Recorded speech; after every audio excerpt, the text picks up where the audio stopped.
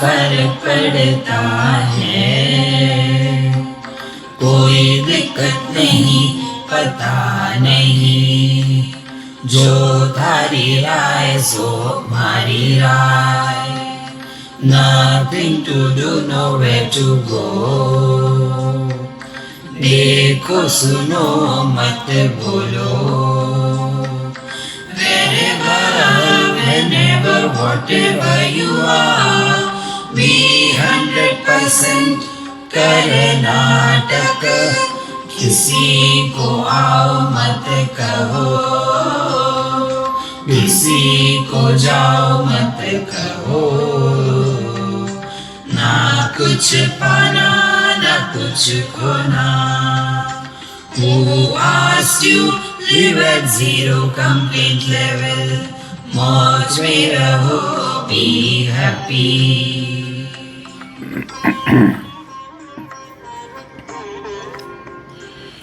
श्री कृष्णा श्री कृष्णा श्री कृष्णा श्री कृष्णा.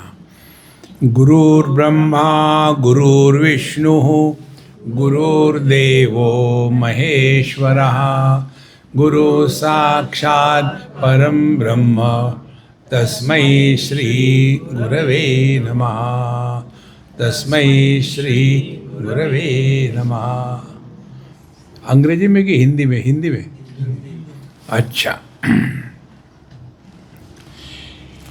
हमारे सबके व्यक्तित्व में दो बातें सामान्य हैं. समझिए, आप जरा ठीक से हिंदी बोलो ना.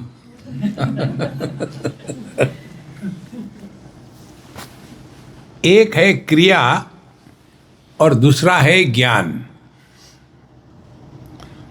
और ये क्रिया और ज्ञान,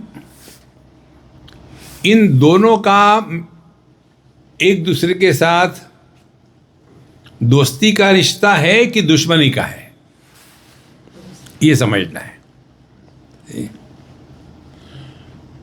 और दोनों में किसका महत्व कब है. तो एक सिद्धांत आता है कि जानाति, इच्छति और करोति.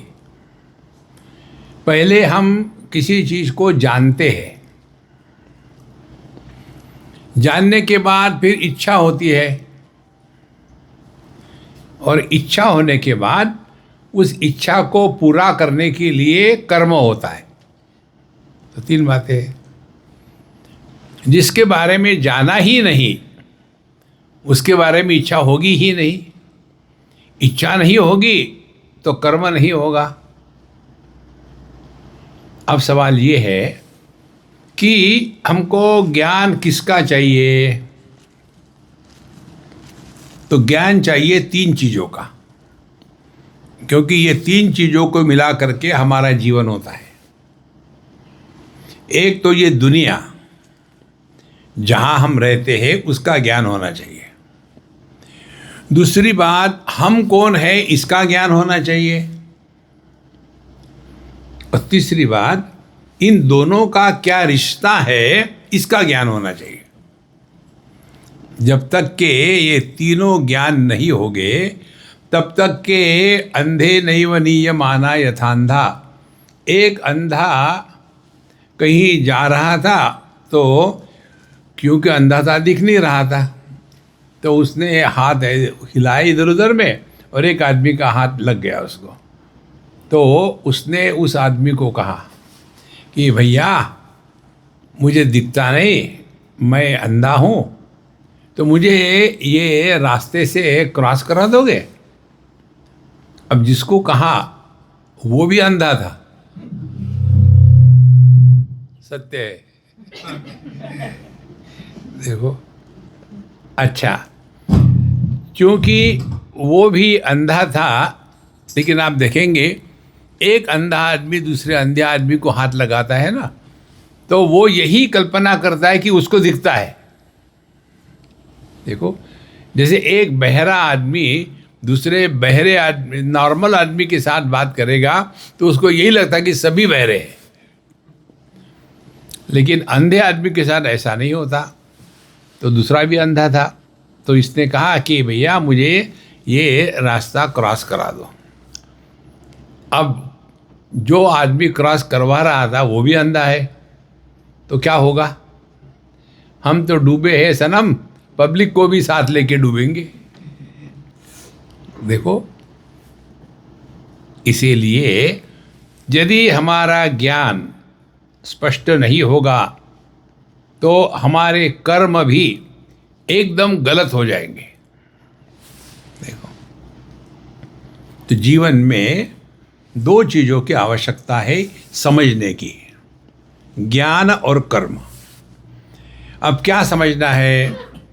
हमको अपने जीवन में अपने ज्ञान का आदर करना है। जो व्यक्ति अपने जीवन में अपने ही ज्ञान का आदर नहीं करता, वो व्यक्ति अपने ही नज़र में गिर जाता है। देखो,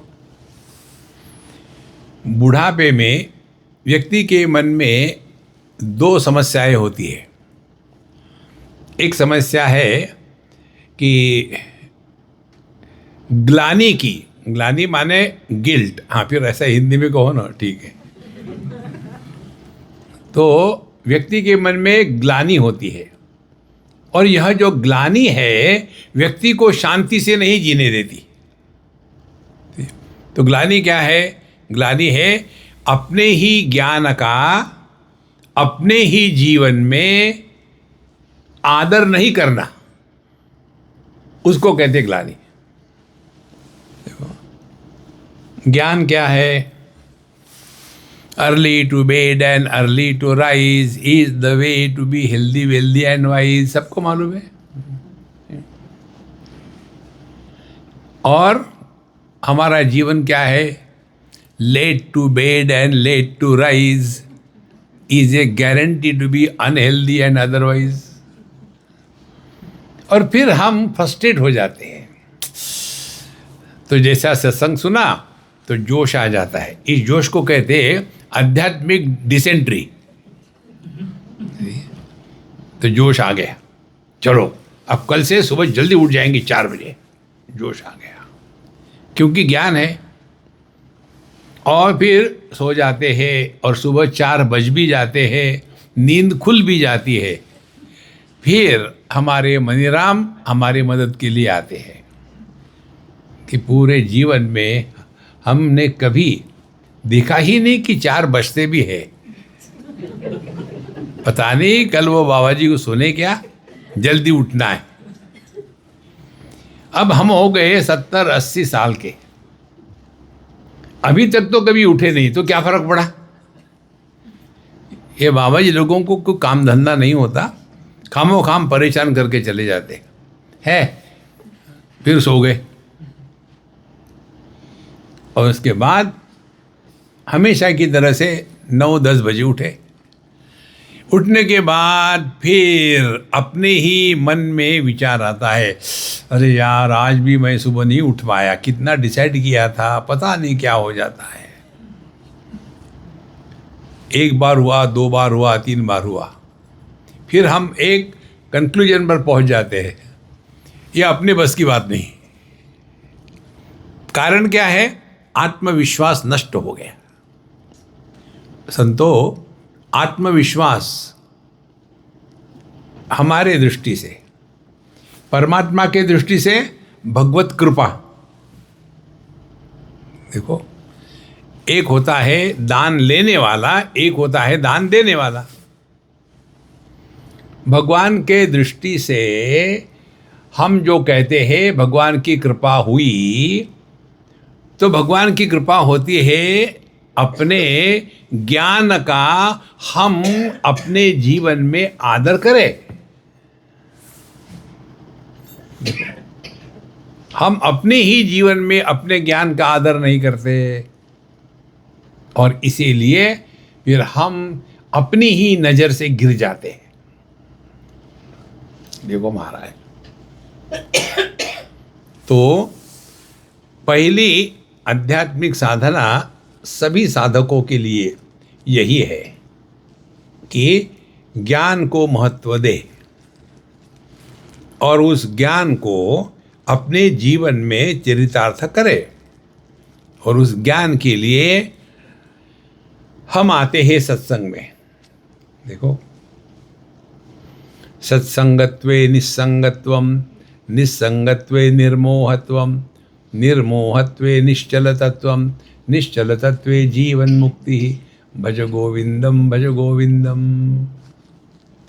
जीवन में सबसे श्रेष्ठ आध्यात्मिक साधना यदि कोई है तो वो केवल सत्संग है। आप सुबह उठो ना उठो कोई बात नहीं, आप नहाओ ना नहाओ, हम नहाते कहाँ हैं, कोई बात नहीं, हफ्ते में एक बार बहुत हो गया, जुम्मे के जुम्मे। आप एकादशी करो ना करो कोई बात नहीं, आप भगवान के सामने मत्था टेको ना टेको कोई बात नहीं, आप एकादशी करो ना करो कोई बात नहीं। यदि आपने जीवन में नित्य रोज सुबह और शाम 1-1 घंटा सत्संग करना ही है। देखो, सत्संग से क्या होता है? पहली बात, जो हमको मालूम नहीं है उसके बारे में ज्ञान होता है। अब ये ज्ञान हमको पचाना है। यदि हमारा खाना खाया और पचा नहीं तो क्या होगा? तो वो उल्टी के रूप में बाहर आएगा, है ना। अब खाना खाएंगे नहीं तो काहेंगी उल्टी होगी। तो खाना खा लिया, पचा नहीं तो उल्टी हो गई, बाहर आ गया। इसी प्रकार से ये ज्ञान हम सत्संग में सुनते हैं, सुनने के बाद उसको पचाना है। यदि ज्ञान पचा नहीं तो दूसरों को उपदेश करना शुरू कर देते हैं। लोगों ने क्या करना चाहिए ये बताना सबसे आसान बात है, जो हम कर रहे हैं। देखो, इसीलिए मालूम नहीं है तो सत्संग करो, धीरे धीरे बात हो जाएगी। अब हमने सुन तो लिया लेकिन समझ में नहीं आ रहा है, तो फिर क्या करो, उसके ऊपर चिंतन करो।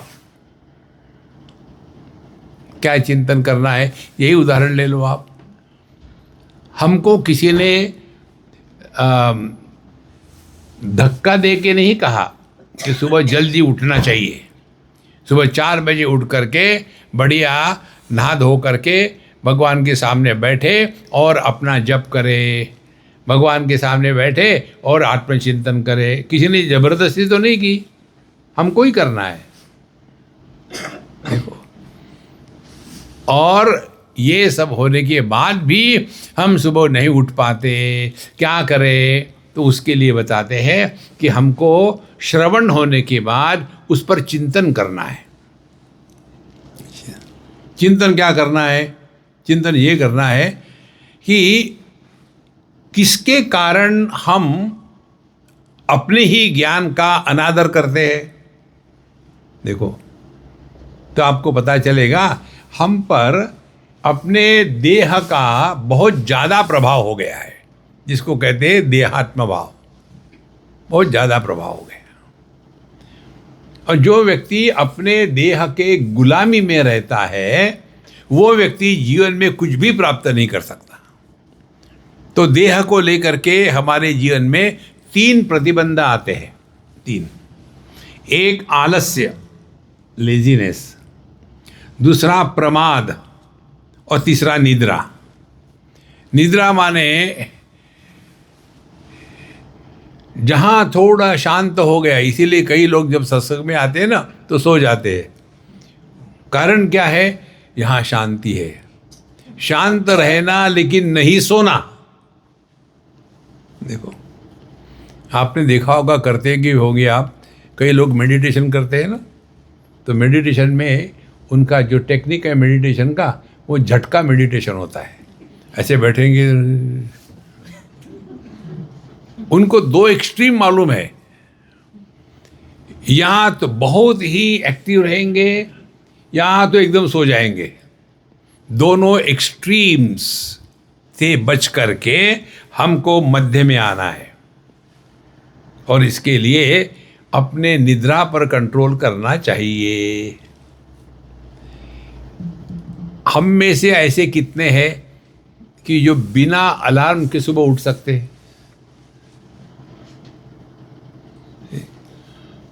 हमको अलार्म क्या, जब तक कि कोई आकर के शिव जी पर जैसे जल चढ़ाते हैं वैसे हम पर जल ना चढ़ाए तो हम उठते ही नहीं।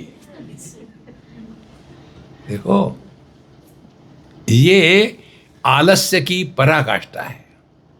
आलस का अर्थ मालूम है क्या होता है? आलस माने जिसको किसी में रस नहीं होता। अब जी के क्या करेंगे, मरते भी नहीं। जीवन में उत्साह होना चाहिए। ये उत्साह नहीं आने का कारण हम अपने देहात्म भाव में दबे हुए हैं। देखो, इसीलिए अपने ज्ञान का आदर करना यह आध्यात्मिक साधना है। अपने ज्ञान का आदर करो। देखो, अच्छा, तो फिर उसके लिए मनन करना है। तो जो सुना है, हम लोग करते क्या है कि जो सुना है ये कैसे संभव है ये विचार करते हैं। ये गलत विचार है। जब सुना है तो ये संभव क्यों नहीं है, होना ही चाहिए। शास्त्र जो बताते हैं वो सत्य होता है, वो झूठ नहीं होता। देखो, और जितनी भी बातें शास्त्रों में साधु संतों ने बताई है वो उन्होंने अपने अनुभव की बातें बताई है। देखो, इसीलिए अपने जीवन में ज्ञान का आविर्भाव होने के लिए हमको श्रवण के बाद मनन करना है। अच्छा, श्रवण मनन। और दूसरी महत्व की बात, निधिध्यासन। निधिध्यासन माने ये समझ लो, आध्यात्मिक साधना पार्ट टाइम प्रोफेशन नहीं है।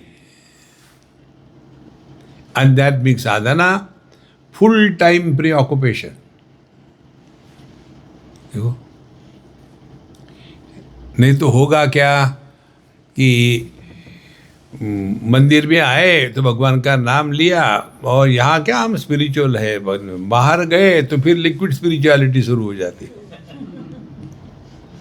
देखो, कोई भी उदाहरण ले लो आप समझने के लिए।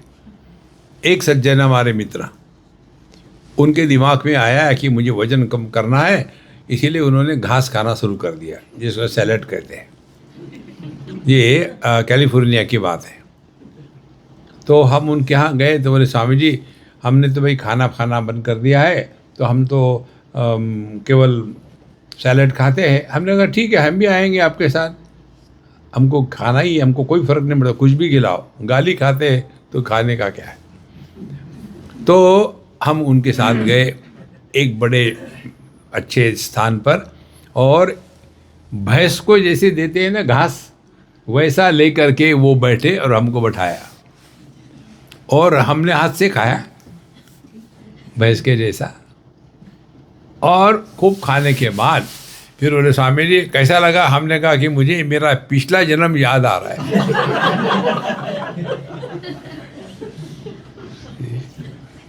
उसके पश्चात बोले, स्वामी जी अब ये तो हो गया मेरा डाइटिंग का काम, अब ऐसा करते आइसक्रीम खाते।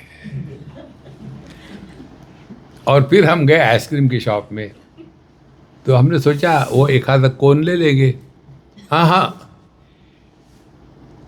1 किलो आइसक्रीम को 2 भागों में बांटा चक्कू से काट करके, और जो ये होती है ना ब्रिक, आइसक्रीम ब्रिक इतनी बड़ी ले करके, फिर स्वामी जी आपको यहाँ से इतना कितना दे दूँ? हमने बाप रे, इतना मुझे देखकर ही पेट भर गया मेरा, इतना सा काफ़ी है। और फिर वो सब दबा गए। और फिर कंप्लेन, स्वामी जी मैं कितने दिन से प्रयत्न कर रहा हूँ वजन कम करने का, पता नहीं ऐसा क्यों हो रहा। हमने कहा हरी इच्छा से हो रहा है। देखो, अब इतना दबा दबा के खाओगे तो जाएगा कहाँ वो। तो जैसे हमको डाइटिंग करना है ना, तो 24/7 डाइटिंग करनी पड़ती है। इसी प्रकार से आध्यात्मिक जीवन 24/7 होता है, उसको कहते हैं निधिध्यासन। निधिध्यासन शब्द का अर्थ है जिसमें हमको परमात्मा का ध्यास लग गया है, अब उसके सिवा दूसरा कुछ होता ही नहीं। जैसे हमारे तुलसीदास जी महाराज कहते हैं रामचरितमानस के अंत में जाकर के, कामी ही नारी पियारी जिमी लोभी ही प्रिय जिमी दाम, तिमि रघुनाथ निरंतर प्रिय लागहु मोहि राम। देखो, जैसे जो व्यक्ति पैसे के पीछे पागल है, लोभी ही प्रिय जिमी दाम, उसको जहां भी जाएगा पैसे के सिवा विचार आ ही नहीं सकता।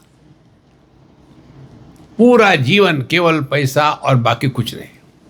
एक उदाहरण बताते हैं आपको। एक हमारे मित्र पंजाबी,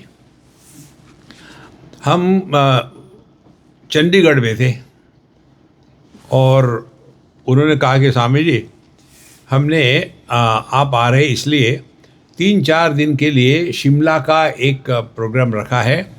हम, हमारी पत्नी, हमारे 2 बच्चे और आप, हम लोग अपनी गाड़ी लेके जाएंगे और वहाँ 2-3 दिन मस्त रहेंगे, घूमेंगे फिरेंगे। हमने कहा ठीक है।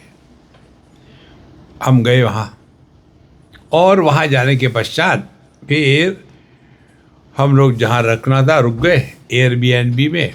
फिर वो कहते हैं स्वामी जी आप बैठो आराम करो, मैं ज़रा एक चक्कर लगा के आता हूँ शहर में।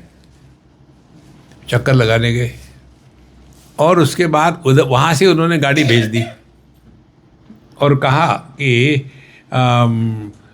बाबूजी ने कहा है स्वामी जी को कहो कि आप और उनकी पत्नी और बच्चे इनको लेकर के आपको कहाँ कहाँ घूमना है घूम के आइए, मैं शाम तक आ जाऊँगा।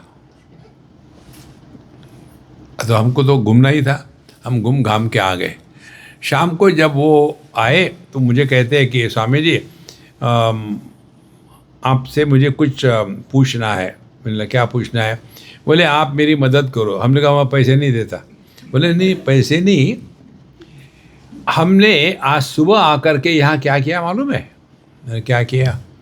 बोले हमने पूरे शिमला में एक चक्कर लगाया और देखा कि सब जगह में सब कुछ है लेकिन अच्छा वेजिटेरियन रेस्टोरेंट नहीं है। तो एक बहुत बड़े रेस्टोरेंट के साथ हमने बात करी, इन्वेस्टमेंट की और यहाँ एक बढ़िया रेस्टोरेंट हमने खोलने का निर्णय कर लिया। सब डॉक्यूमेंट साइन हो गए, अब आप आकर के उसका उद्घाटन कर दो। किस लिए गए थे? वैकेशन के लिए। और जाकर के दुकानदारी शुरू। तो हमको ले गए, हमने कहा क्या करो, इनॉग्रेशन वेजिटेरियन रेस्टोरेंट, डोसा बनाओ क्या? तो लोभी ही प्रिय जीवी दाम। अब ध्यान से सुनना, जिस वस्तु का हमारे मन में महात्म्य होता है उसके प्रति हमारा आकर्षण स्वाभाविक होता है। जैसे पैसा। कभी किसी ने ये कहा है क्या कि यार पैसा कमाना बड़ा कठिन है, मैं नहीं कमाऊंगा? वहाँ तो हम अपने नए नए टेक्निक निकालते हैं। About the table, below the table, around the table, behind the table. देखो क्यों? कि पैसे के प्रति महत्व है हमारे मन में। अब ध्यान से सुनो,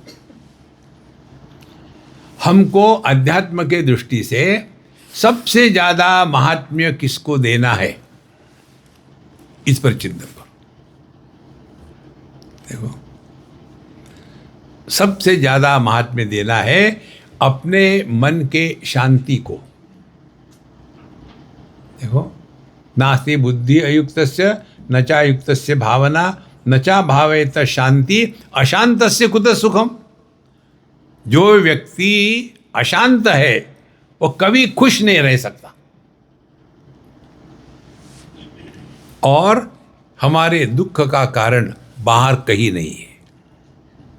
हमारे दुख का कारण है हमने किसी को अनावश्यक महात्म्य दे दिया है। देखो, हमने ये बात सीखी है अपने अनुभूतियों से। एक बहुत पुरानी बात है, हमको ये साफ सफाई का थोड़ा रोग है। साफ सफाई के लिए हमको बहुत मन डिस्टर्ब होता है, कहीं गंदगी हो तो बहुत डिस्टर्ब होता है। और भगवान हमारी परीक्षा लेने के लिए ऐसी जगह में भेजते हैं कि वहाँ जा कर के वो हमारी आध्यात्मिक परीक्षा होती है। तो हमारे साफ सफाई की लिमिट बताऊँ आपको। जूते के जो लेस होते हैं उनको हम धो के प्रेस करके लगाते थे। किसी ने किया है ये? कितना आदमी क्रेजी हो सकता है। वो हमारी क्रेज थी साफ सफाई। फिर हमारे कन्हैयालाल ने सोचा इसको सिखाना पड़ेगा, और धीरे धीरे अब हमको समझ में आ गया है कि ये दुनिया ऐसी ही है, ऐसा ही स्वीकार करना है। अपने मन की शांति महत्व की है। तो जैसे हम गए थे अभी कहाँ, भारत में, अच्छे हैं सज्जन, बहुत पवित्र है, भगवान के भक्त है, पढ़े लिखे हैं, सबकी सेवा करते हैं, सब कुछ है। उनके घर में हम गए रहने के लिए। तीसरे दिन हमने हमारे दूसरे मित्र को कहा, यदि तुम मुझे यहाँ से उठा के नहीं ले जाओगे तो मैं यहाँ आत्महत्या करूँगा। साहब जी क्यों? हमने कहा बाथरूम में जाके देखो, वहां सुअर भी नहीं खड़ा रहेगा, भाग जाएगा। इतनी गंदगी, इतनी गंदगी। 2 दिन तक मैंने कुंभक करके बैठा रहा। तो जैसे अपने अगल बगल की चीज़ें साफ सुथरे हो तो अच्छा लगता है, उसी प्रकार से मन की शांति सर्वतोपरि है। Do not play with your peace of mind. अब देखो क्या होता है, हम किसी वस्तु को महत्व देते हैं, माने क्या? समझ लो ठीक से। देखो, किसी वस्तु को महत्व देते हैं माने क्या? वो वस्तु हमारे मन में प्रवेश करती है। देखो, एक बार की बात है, हम किसी के यहाँ खाना खाने गए थे और उतने में हमको एक व्हाट्सएप आ गया। तो हमने पढ़ करके फिर रख दिया जेब में, और उसके बाद खाना खुना खा लिया। और फिर हमारे जो होस्ट थे उनके साथ हमने कहा, यार मुझे वहाँ तक छोड़ के आना, बाकी लोग मत आना। तो मैं उनको ले गया, और मेरी कार जहाँ थी वहाँ जाने के बाद ड्राइवर ने दरवाज़ा खोला, और फिर मैंने उनको बताया कि देखो, अब घर जाके शांति से जाओ, हड़बड़ाहट मत करना, सब आपको ही करना पड़ेगा। फिर मैंने उनको मैसेज दिखाया, तो उनके ही किसी नज़दीक के रिश्तेदार का भयानक एक्सीडेंट हो गया था, और कुछ उसमें अच्छी बुरी बात हो गई। ये जब तक उनको पता नहीं था तब तक के हा हा हू सब चल रहा था। माने घटना तो हो गई थी ना, लेकिन उस घटना ने उनके मन में प्रवेश नहीं किया था, तो मन शांत था। अब मुझे बताओ, वो घटना मन में प्रवेश करी माने क्या? माने उस वस्तु व्यक्ति को उन्होंने महत्व दिया था। तो सिद्धांत क्या हो गया? आप जिसको जिसको महत्व देते हो वो वस्तु आपके मन में प्रवेश करती है। देखो, और जब तक के वो वस्तु वहां रहेगी तब तक के आप शांति से नहीं रह सकते। देखो, एक उदाहरण बताते हैं आपको। वो जो ग्लोव्स होते हैं नहीं तो वो लैटेक्स रबर जो होता है, ये एक्सपेरिमेंट हमने कहीं किया था, हमको याद है। वो ट्यूब होती है रबर की, लैटेक्स रबर की, जो अपने ग्लोव्स के रबर होता है उसको लैटेक्स कहते हैं। उसकी ट्यूब थी, और उस ट्यूब को आप रखो तो आराम से पड़ी रहती है, कहीं टेंशन है ही नहीं।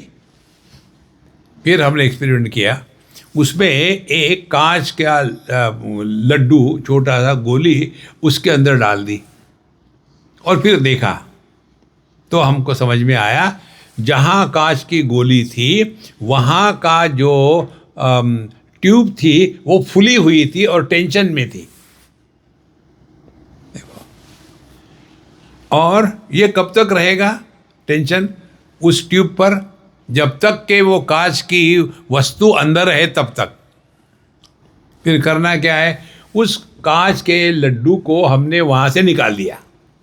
जैसे निकाल दिया तो वो ट्यूब अपने नॉर्मल कंडीशन में आने के लिए कुछ करना पड़ेगा क्या?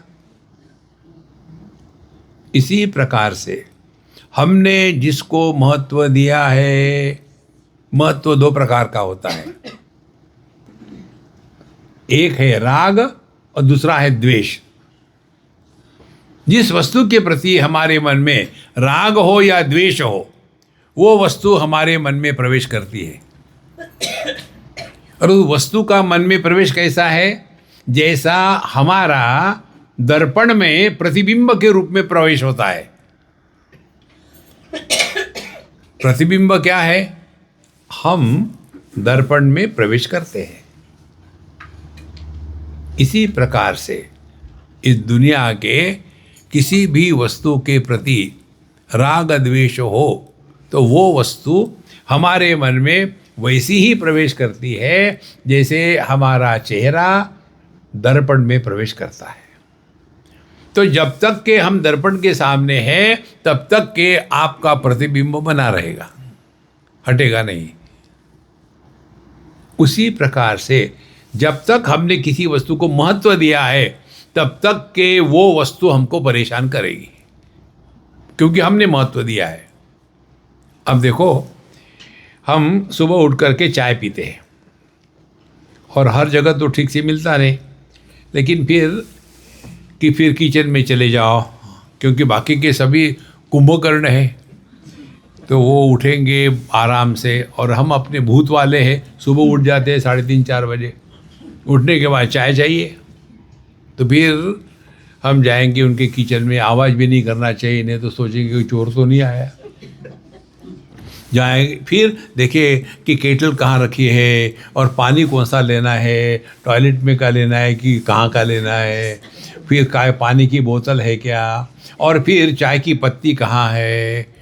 ये सब जब चल रहा, चाय चाहिए चाय चाहिए, तो चाय ने हमारे मन में प्रवेश कर लिया, विक्षेप हो रहे।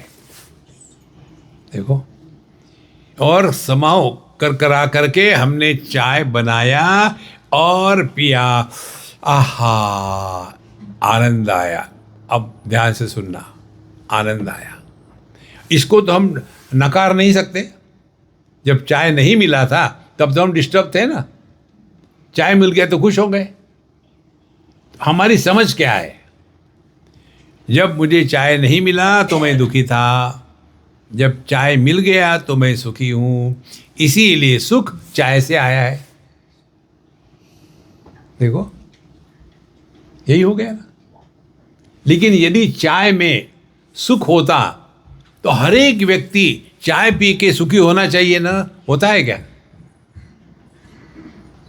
देखो, अग्नि जैसे गर्म होता है तो वो केवल एक व्यक्ति के लिए नहीं, सबके लिए गर्म है वो, क्योंकि अग्नि में जो गर्मी है वो सबके लिए सामान्य है, क्योंकि वो है वहाँ।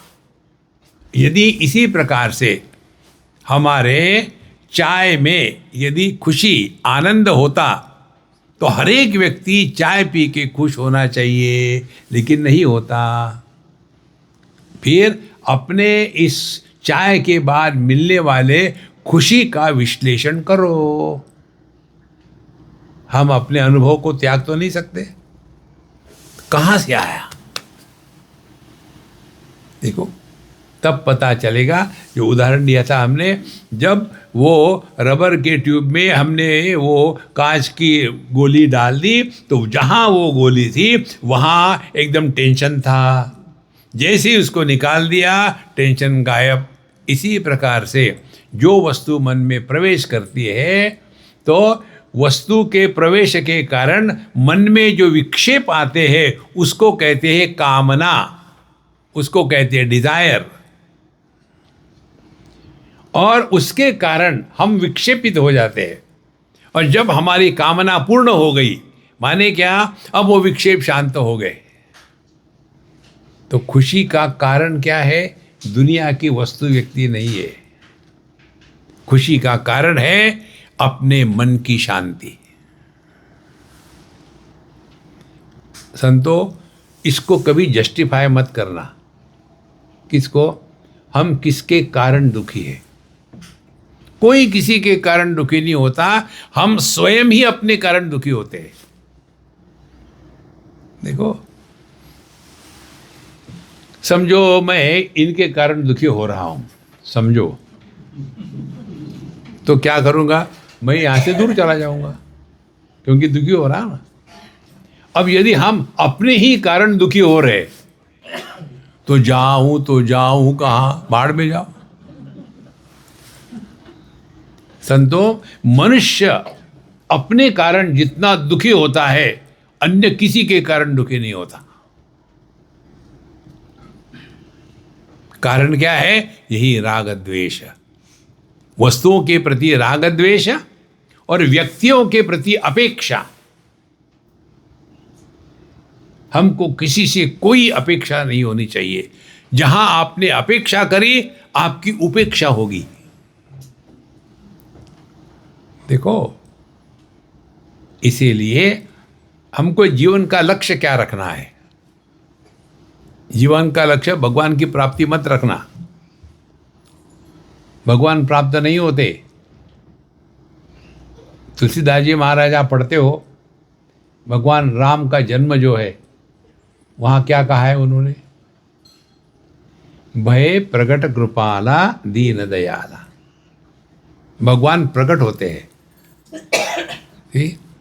मिलते नहीं, प्रकट होते हैं। देखो, बहुत सिंपल बात है संतो, कठिन नहीं है ये। तो भगवान प्रकट कब होंगे? जब हम खाली होंगे तब वो प्रकट होंगे। अब हम काम क्रोध लोभ मोह मद मात्सर्य इससे इतने ठसाठस भरे हुए हैं कि उसके पीछे भगवान दबे हुए हैं। देखो, एक हमने अभी रिसेंटली कहीं उदाहरण दिया था। हमारा जो साधना का अनेक भाग है, उसमें एक साधना ये है, हर 2-4 दिन के बाद सूटकेस को खोलो, सूटकेस को बंद करो। यही काम कर रहा हूँ मैं पिछले 30-40 साल से, यही काम। और आप भी जब भी कहीं भी जाते होगे तो आपकी सूटकेस हमेशा छोटी ही होती है। कितनी भी बड़ी सूटकेस ले लो, उसमें जगह कम ही होती है। तो क्या करें? थोड़ी जगह डाल दो। Can you add space? फिर करे क्या? अरे भैया, जो आपने जूते के 7 पेयर रखे हैं 7 साड़ियों के साथ मैच होने के लिए, उसको हटाओ ना। तो जहां आपने ये एडिशनल अनवांटेड थिंग्स है, जहां आपने उनको हटाया वहां जगह हो गई। तो जगह कहीं बाहर से आती है क्या? आपको यदि प्रश्न पूछा जाए कि पृथ्वी कहाँ है, तो आप बता सकोगे पृथ्वी कहाँ है। पूछा कि अग्नि कहाँ है, तो बता पाओगे अग्नि कहाँ है। फिर पानी कहाँ है पूछा, तो बताओगे ये पानी यहाँ है। हवा कहाँ है ये पूछो, तो हवा वहाँ है। हम बच्चों के एक क्लास में थे, उनको ये पंच महाभूतों की बातें बतानी थी, तो बच्चों को समझाना है। तो हमने क्या किया, ऐसे टेबल पर बैठे थे, बच्चे सामने बैठे।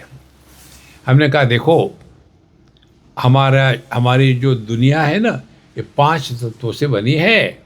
तो बच्चे बिल्कुल इंटेंसली सुन रहे थे। फिर हमने कहा देखो, हमने वहाँ की मिट्टी उठाई, देखो इसको कहते हैं पृथ्वी तत्व। ये हमारी धरती है, दिखाए धरती है। तो बच्चे सुन रहे, अच्छा बहुत बढ़िया। फिर एक गिलास में से पानी डाला, देखो ये इसको कहते जल तत्व, पानी है, इसी को जीवन कहते हैं। अच्छा, समझ में आ गया। फिर हमने भगवान के सामने जो दीपक है, देखो वो दीपक जो है ना वो जल रहा है, जो वो अग्नि तत्व है। बहुत बढ़िया। फिर वायु तत्व क्या है? फिर हमने कहा देखो आप सभी के सभी अपने मुंह के सामने अपना हाथ ले आओ और जोर से फूंक मारो, मार दी फूंक। जो तुम्हारे हाथ को लगा ना वो वायु तत्व है। सब बच्चे बड़े खुश। अब सवाल है आकाश तत्व उनको बताना है। तो हमने कहा देखो तुम देख रहे हो क्या, मेरे उंगलियों के बीच में जो है वो आकाश तत्व है।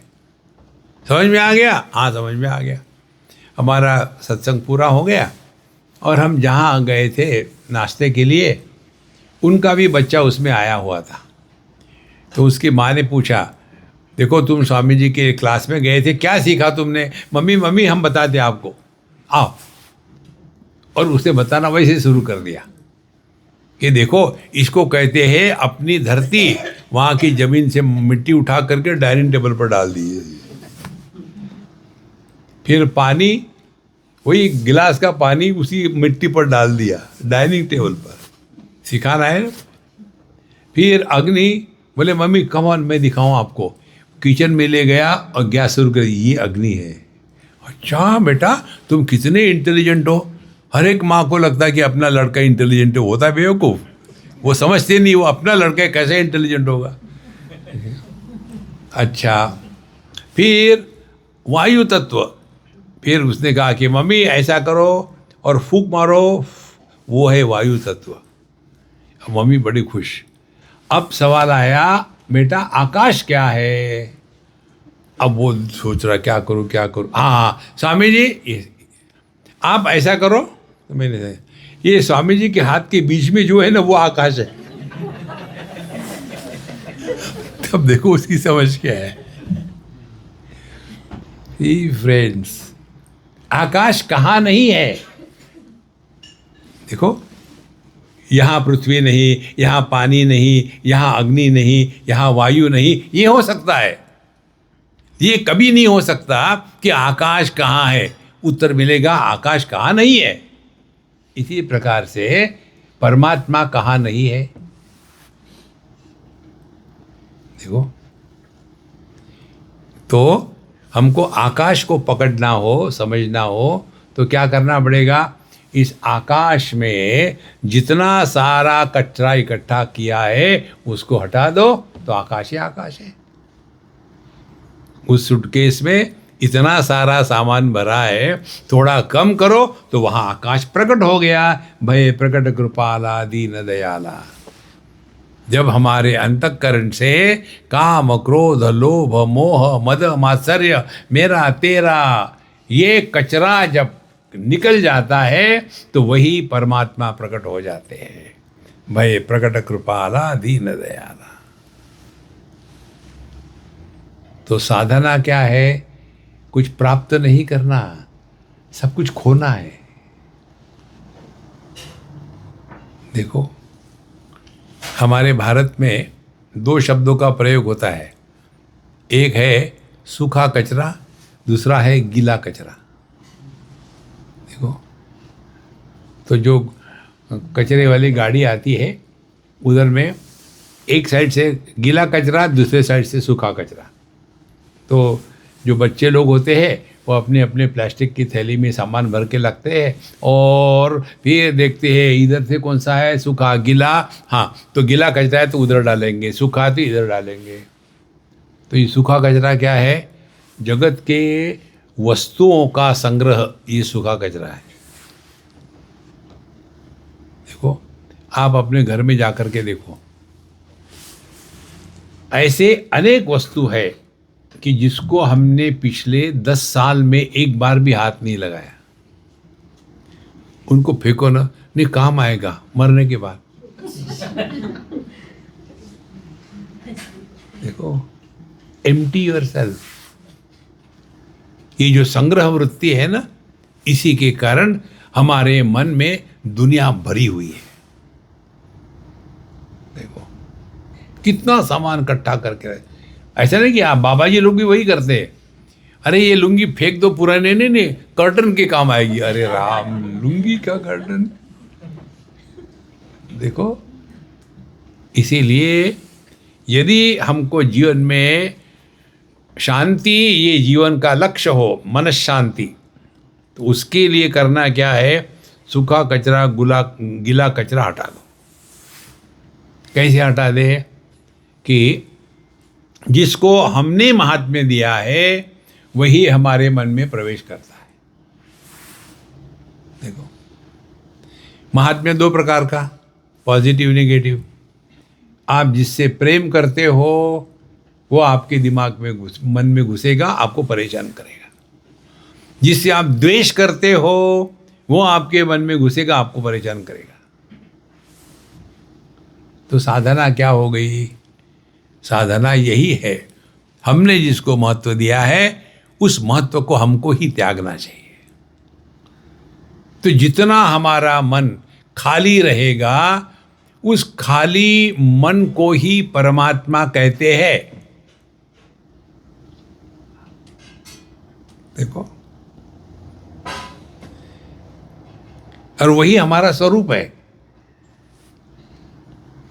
आपने देखा होगा ना, कहीं छोटा सा मकान है, अब उसको डेवलपमेंट के लिए लेना है, तो हम वो मकान को, उसकी दीवारें सब कुछ निकाल देते हैं और फिर वहाँ एक मल्टी स्टोरेड बिल्डिंग बनाते हैं।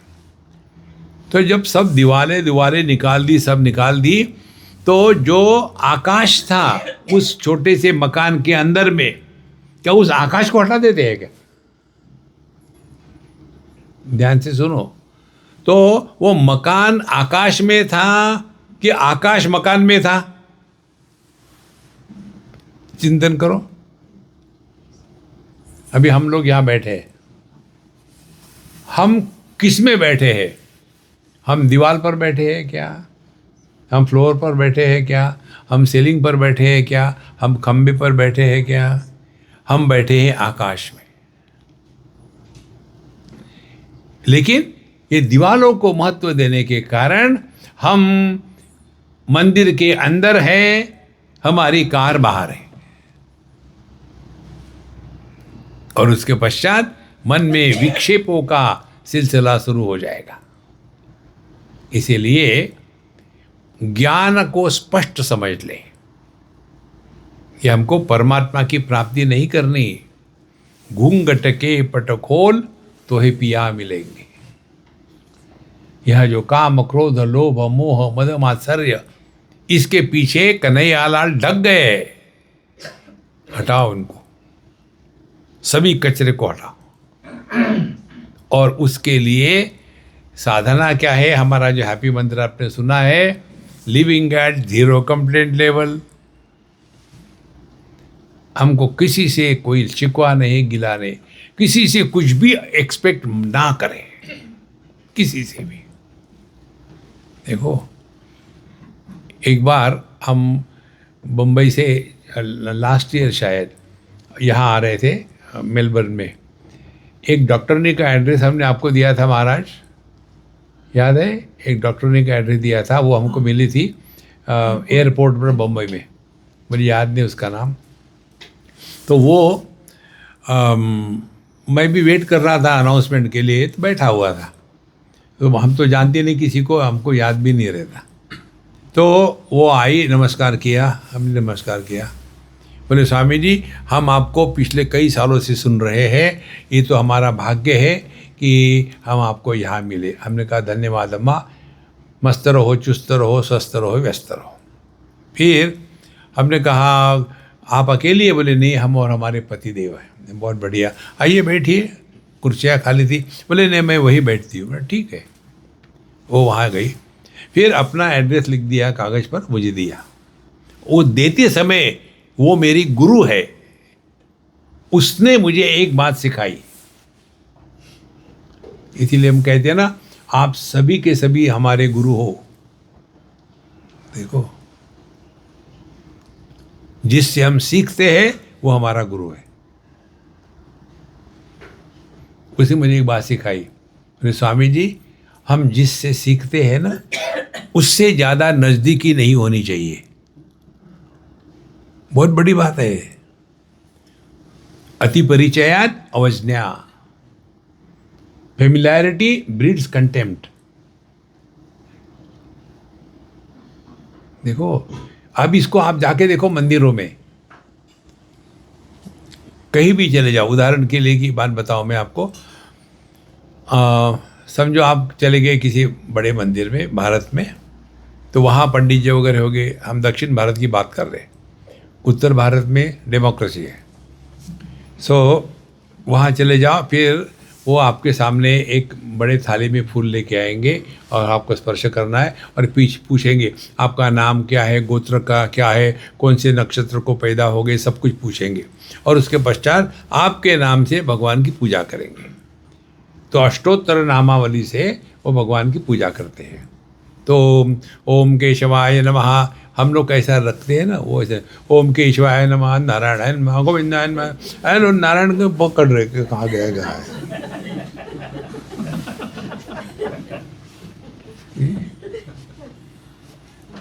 क्योंकि दिन भर उनको 10 लोगों को करना है। See? क्योंकि दे आर वेरी क्लोज।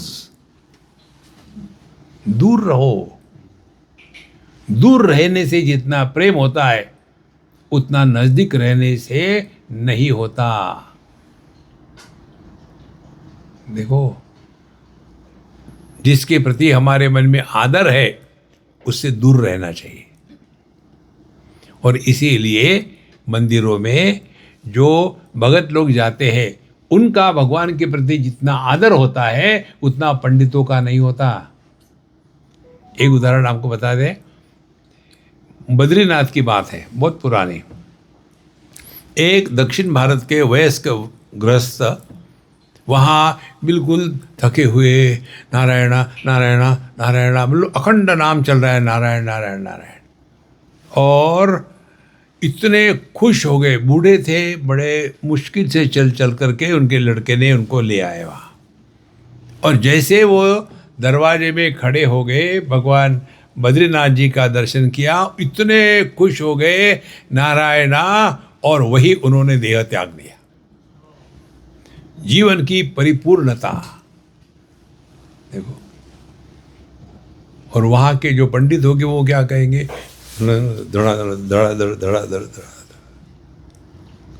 देखो, ये बहुत महत्व की बात है।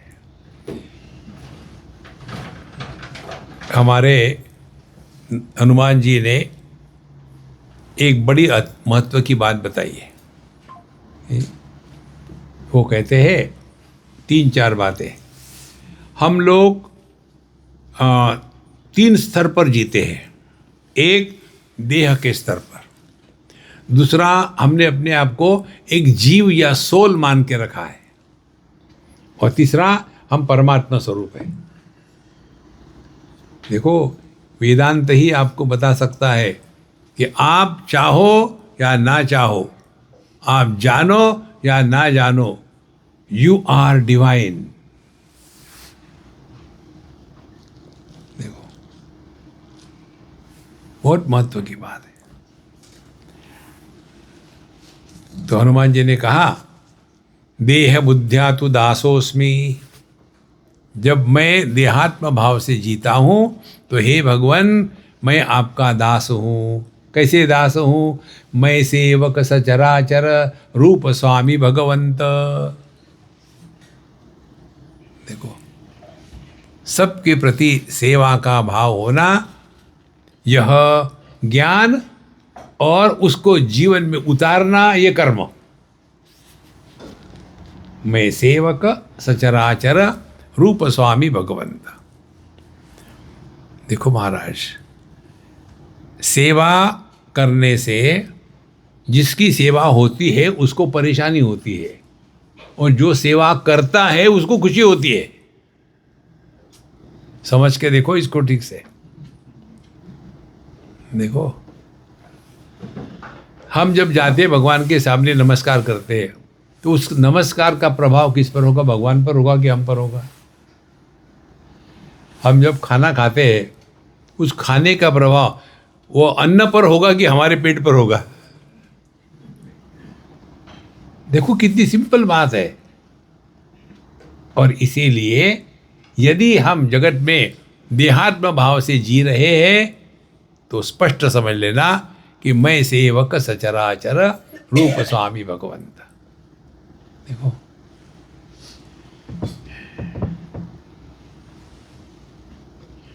किसी का उद्धार नहीं करना हमको, किसी के प्रति करुणा मत दिखाना।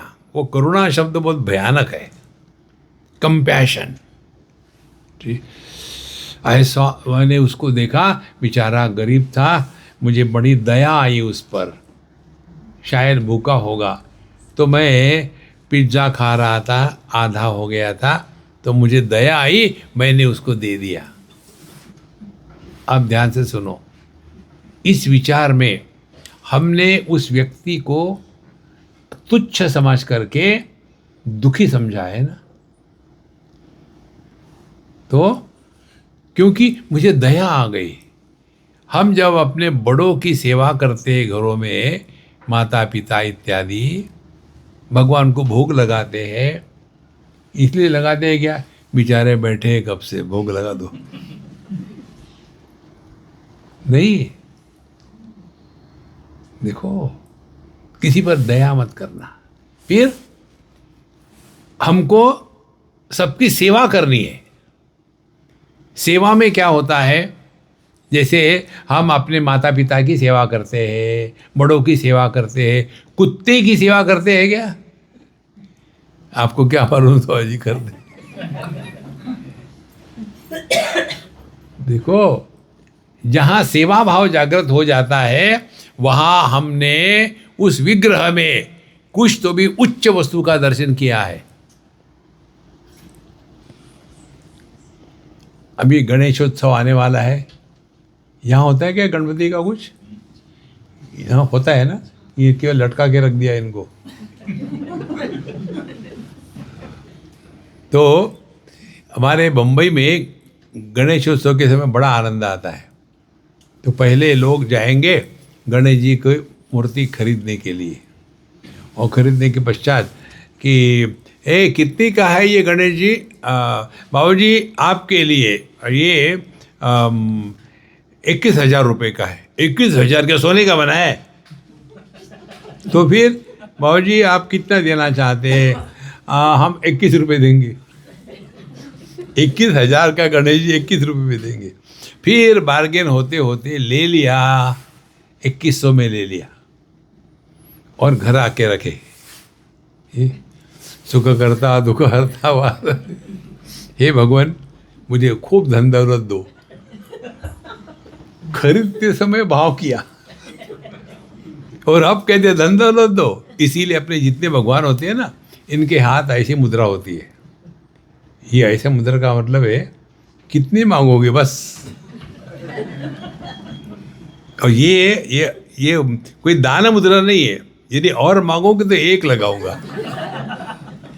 जिंदगी भी मांगने मांगने में गई है। देखो महाराज, यदि आप अध्यात्म के मार्ग पर चलना चाहते हो तो स्पष्ट समझ लेना। देखो, आपको अध्यात्म के मार्ग पर कुछ भी नहीं मिलेगा। अब अपने अनुभूति से सीखो। हम जब सोते हैं तो हमको क्या मिलता है? सोने की प्रक्रिया क्या है? डेमोन्स्ट्रेट मत करना। सोने की प्रक्रिया क्या है? हम दुनिया के सभी विषयों को, वस्तुओं का त्याग देते हैं ना। जितनी धन दौलत है, जितने बैंक अकाउंट है, जितने रिश्ते नाते हैं, जितने दोस्त दुश्मन है, जितनी सफलता विफलता है, सबको त्याग दिया। फिर घर में आ गए। घर में सबको त्याग देते फिर अपने बिस्तर में घुसे। और जिसने ये सबका त्याग किया था, उस मैं का भी त्याग करना पड़ता है।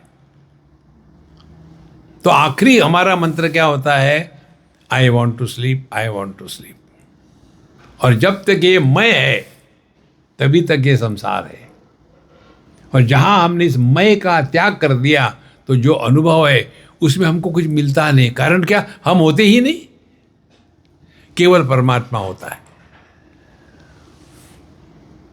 यह जो नींद की, निद्रा की प्रक्रिया है, यही अध्यात्म को जीवन में लाने की प्रक्रिया है। देखो, नींद में हमको कुछ मिलता नहीं, फिर भी हम सोने के लिए इतने क्यों परेशान होते हैं? देखो, यदि आप ये करोगे तो ये मिलेगा, इसीलिए परेशान हो, समझ में आता है। लेकिन नींद में क्या मिलता है? कितने परेशान होते हैं। स्वामी जी, मुझे एक अम्मा ने मुझे बेंगलोर में पूछा था कि स्वामी जी मेरा उदाहरण मत देना पब्लिक को आपके लेक्चर में, लेकिन मुझे रात भर नींद नहीं आती। हमने कहा कि तुम रियलाइज हो गई, या निशा सर्वभूतानाम तस्याम जागृति संयमी, तुम तो रियलाइज। स्वामी जी आप मजाक मत बनाओ, मुझे रात भर नींद नहीं आती। मैंने अच्छी बात है। बोले नहीं, मुझे बहुत दुख होता है कि मुझे नींद क्यों नहीं आती। अब हमने उनको पूछा, आपको नींद माने क्या समझ में आया? क्या नींद क्या है? नींद में आप सबका त्याग कर देते हैं। वहाँ हम अमीर नहीं, गरीब नहीं, वहाँ हम पढ़े लिखे नहीं, अनपढ़ नहीं, वहाँ हम माता पिता नहीं और बीवी बच्चे नहीं। देखो, तो जो सबके अभाव में होता है, लेकिन जो अभाव के द्वारा प्रभावित नहीं होता है, वो हमारा स्वरूप है। और इसके लिए हनुमान जी की साधना, देह बुद्ध्या तु दासोस्मि, सबकी सेवा करो। सेवा करने वाले को सेवा करने में ही आनंद है। मुझे क्या मिलेगा, ये नौकरी है। देखो, आप में से जो भी यहाँ मंदिर की सेवा करने आते हैं, तो आपके मन में ये प्रश्न आता है कि मुझे क्या मिलेगा? मैं भगवान का भजन गा रहा हूँ, मुझे क्या मिलेगा? कुछ नहीं मिलेगा। अध्यात्म में जब तक के हमारे दिमाग में ये बात है कि हम अध्यात्म के मार्ग पर चलेंगे तो क्या मिलेगा? आप बनिया हो, कुछ नहीं मिलने वाला। देखो, ये समझ में आएगा ना, देह बुद्ध्या तु दासो जीव बुद्ध्या त्वदंशकः। तो हमारी इच्छाएं कब खत्म हो जाएगी? जब हमने अपने आप को स्वीकार किया है, अरे यार हम प्रभु की संतान है, तो दुखी क्यों होवे? कल्पना करो, आप करोड़पति हो और आपका लड़का रास्ते में पड़ी हुई सिगरेट के जो टुकड़े हैं उसको लेकर के फूंक रहा है। आप जब उसको देखोगे तो कितना दुख होगा आपको।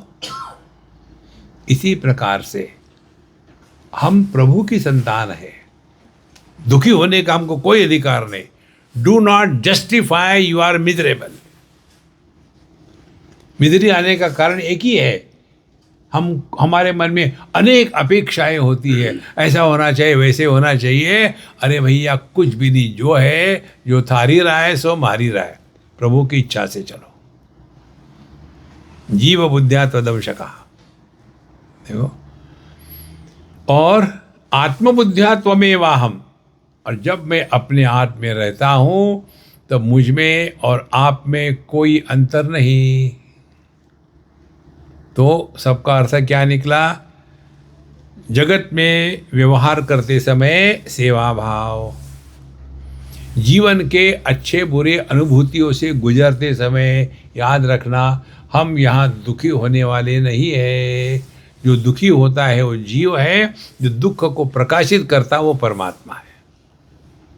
माने दुख आया लेकिन दुखी नहीं हुए, आप में प्रभु प्रकट हो गए। और तीसरा, आत्मबुद्ध्या त्वमेवाहम्।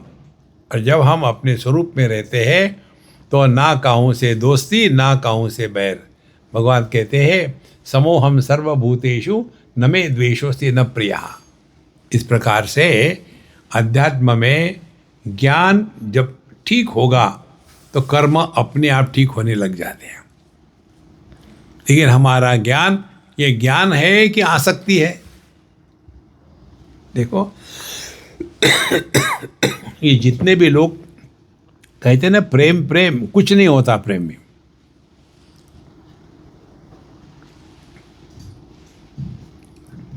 प्रेम के कारण दुख हुआ तो वो आसक्ति है, और जो आसक्ति है वो जा सकती है, टिकती नहीं। और जिस प्रेम के कारण आदमी दुखी नहीं होता, वहां परमात्मा प्रकट हो गए। देखो, लड़का लड़की से प्रेम करता है तो प्रेम क्या हो गया? एक क्रिया हो गई, और वो क्रिया क्या हो गई? नीचे गिर गया। कहते हैं ना, I have fallen in love. जिस लव में आप फॉलते हो वो फालतू है, वो लव नहीं है। और माँ का बेटे के प्रति प्रेम वो करती है कि होता है? देखो, माँ का बच्चे के प्रति प्रेम होता है, इसीलिए माँ का प्रेम यह अनुभूति है, और लड़का लड़की का प्रेम ये एक्शन है। हमारे हृदय में प्रभु के प्रति प्रेम प्रकट होना चाहिए, और यही अध्यात्म है। इसीलिए धीरे धीरे अपने ज्ञान को ठीक कर ले, और उस ज्ञान के प्रभाव से अपने आप जीवन में परिवर्तन आएगा। तो 3 परिवर्तन हमने आपको बताए। सेवा, कभी दुखी नहीं होना, त्वदंश कहा, और आत्मबुद्ध्या त्वमेवाहम, remain at peace with yourself. Give it a try and be happy. ओम पूर्णमदः पूर्णमिदं पूर्णात् पूर्णमुदच्यते पूर्णस्य पूर्णमादाय पूर्णमेवावशिष्यते। ओम शांति शांति शांति। हरि ओम। श्री गुरुभ्यो नमः। हरि ओम।